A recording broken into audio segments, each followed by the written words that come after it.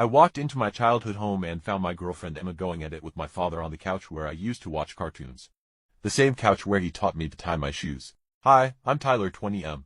My girlfriend Emma 18F and I had been together for 3 years, living together for the past 18 months. My dad, Robert 48M, had been a widower since Mom passed 4 years ago.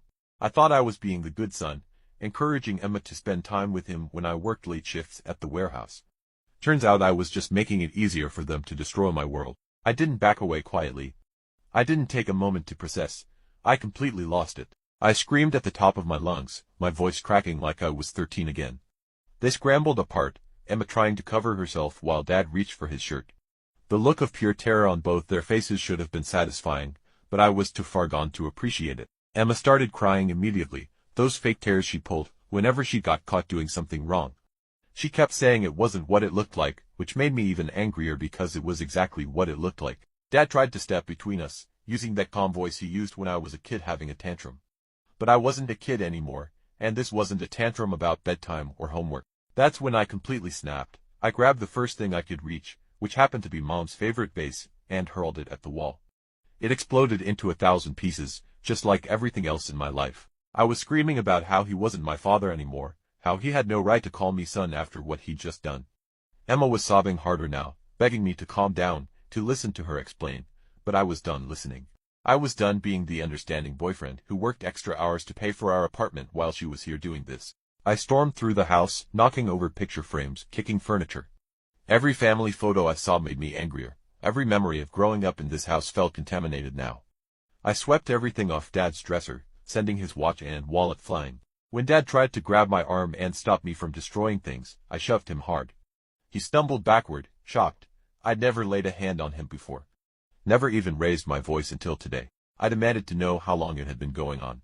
When neither of them answered fast enough, I kicked over a lamp. It crashed to the floor, the bulb shattering. Emma finally whispered that it had been 2 months. 2 months. 2 months of coming home to her kisses after she'd been with him. 2 months of her lying to my face every single day. 2 months of family dinners where they sat across from each other pretending to be nothing more than future in-laws. I picked up a picture of the 3 of us from last Christmas and threw it as hard as I could.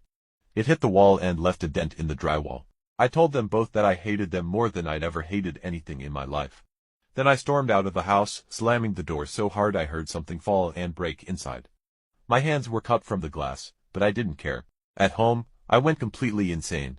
I threw all of Emma's clothes out the window of our second-floor apartment. Her makeup, her shoes, her books, everything. I didn't care who saw or what the neighbors thought. I wanted her stuff gone and I wanted everyone to know what kind of person she was. I took a baseball bat to her dresser, the one she'd saved up for months to buy. Each swing felt amazing and terrible at the same time. I was destroying everything, including myself, but I couldn't stop. Her laptop went next. I threw it down the stairs and watched it break into pieces. Then her TV, then every single thing in our apartment that belonged to her or reminded me of her. By the time I was done, the apartment looked like a tornado had hit it. I was sitting in the middle of the destruction, crying and bleeding and feeling more alone than I'd ever felt in my life.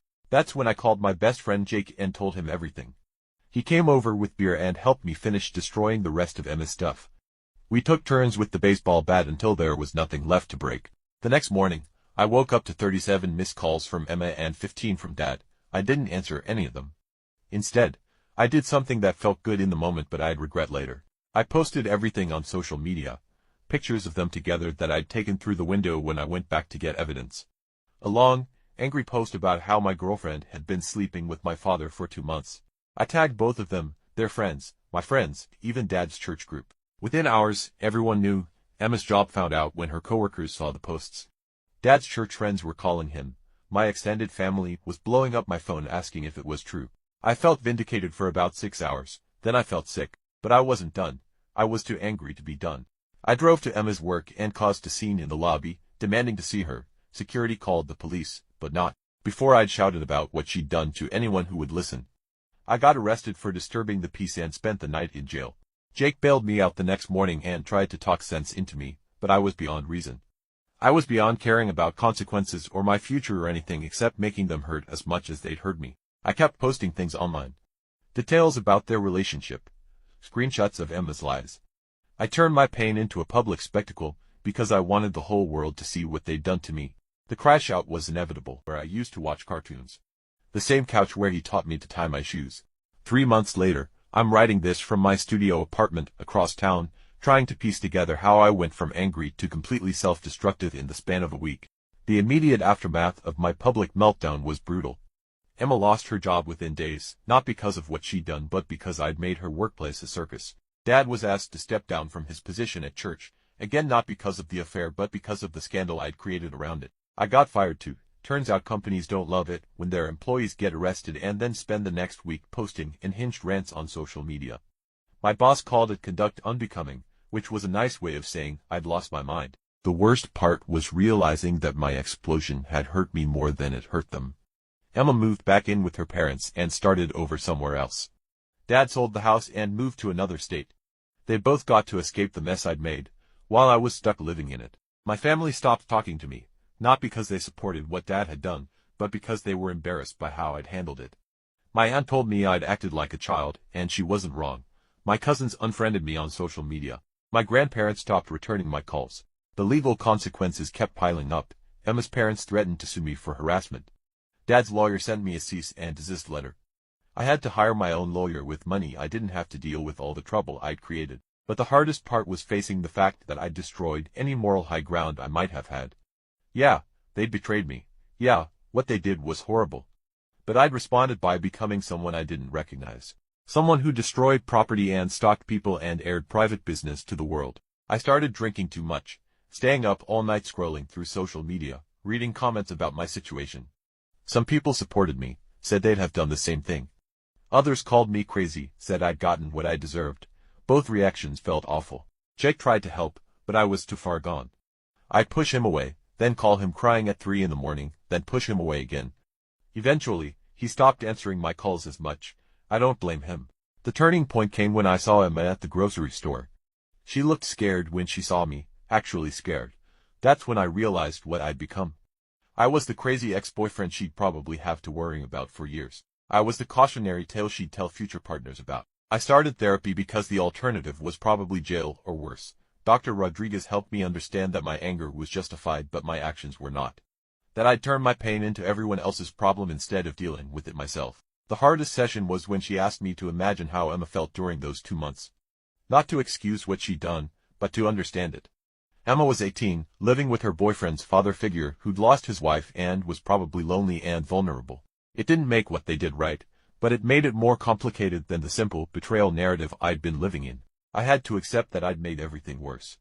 That my public breakdown had turned a private betrayal into a community-wide disaster. That I'd hurt innocent people like Emma's coworkers and Dad's church friends who'd done nothing wrong. The apologies were the hardest part. I had to apologize to Emma's parents for the harassment. To my former boss for the embarrassment. To Jake for being a terrible friend. To my family for the shame I'd brought on everyone. Some people accepted my apologies, others didn't. Emma's parents told me to never contact their family again, which I deserved.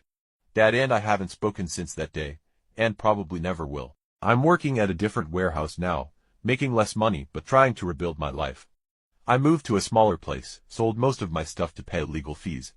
I deleted all my social media accounts because I couldn't handle seeing reminders of what I'd done. The anger is mostly gone now, replaced by something harder to live with, shame. Shame that I'd let my emotions control me so completely. Shame that I'd become someone who scared people. Shame that I'd thrown away my dignity along with everyone else's. But I'm learning to live with it. I'm learning that you can't take back the things you do when you're angry. That burning down your life doesn't hurt the people who wronged you as much as it hurts you. That revenge isn't worth it if it turns you into someone you hate. I still think about Emma sometimes, not with love, but with something closer to pity. She was barely 18, probably confused and manipulated by a man 30 years older than her. My dad was the adult in that situation, the one who should have known better. I think about Dad too, though I try not to.